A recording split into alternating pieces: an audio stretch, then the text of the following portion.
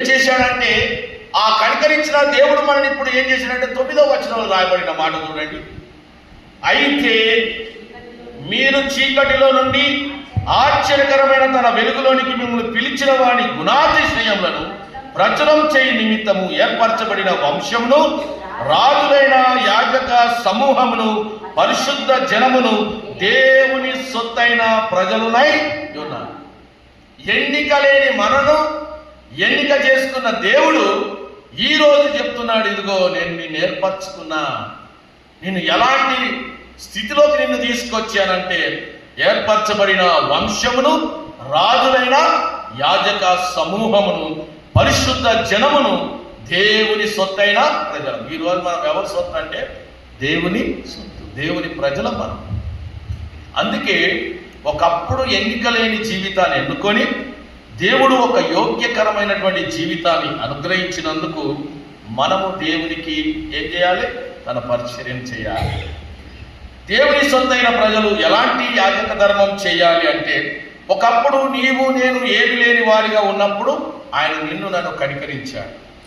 మరి ఈరోజు అలాగే నేడు నీ పరిచర్య ధర్మం కూడా ఉండాలి. అయ్యో, నన్ను కనికరించిన దేవుడు ఇతరులను కూడా కనికరించాలి అంటే నేను కూడా ఎలాంటి ఆయన దగ్గర ప్రేమను పొందాను, ఆ ప్రేమను నేను కూడా ఇతరులకు చూపించాలి. అందుకే నేను దేవుణ్ణి ప్రేమిస్తున్నాను అంటే గొప్పతనం కాదు. నువ్వు దేవుణ్ణి ఎంతగా ప్రేమిస్తావో నీ పొరుగువాడిని కూడా అంతే ప్రేమించాలి. ఒకవేళ దేవుణ్ణి నువ్వు ప్రేమిస్తూ పొరుగువాడిని ప్రేమించలేదనుకో, ఆ ప్రేమ కపటమైన ప్రేమ. కాబట్టి ఈ 1 పేతురు 2:9 అయితే మీరు చీకటిలోని ఆశ్చర్యకరమైన తన వెలుగులోని మిమ్మల్ని పిలిచిన వాని ఏమంటాడు ఇక్కడ? గుణాతిశయములను ప్రచురం చేయు నిమిత్తం. ఏంటి గుణాతిశయములు? ఏంటి అసలు?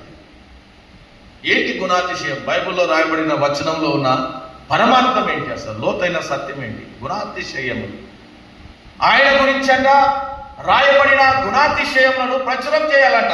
ఈ గుణాతిశయములు అంటే ఏంటో తెలుసా? దేవుని ప్రేమ,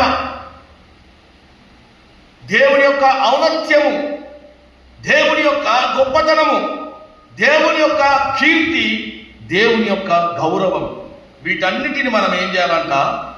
ఎదుటి వారికి ఆయన గురించి, ఆయన గుణాతిశయములనంట ప్రచురం చేయాలంట. అందుకే యోహాను సువార్త చిన్నపిల్లలందరూ చెప్తాడు 3:16 ఏం రాయబడి ఉందండి? దేవుడు లోకమును ఎంతో ప్రేమించి, ఆయన ప్రేమలో స్వార్థం లేదు. ఈ లోకములో నేను నువ్వు అనేవారు కాక అనేకులు ఉన్నారు. అనేకులను కూడా ఆయన ప్రేమ సమానత్వంగా ప్రేమించాడు.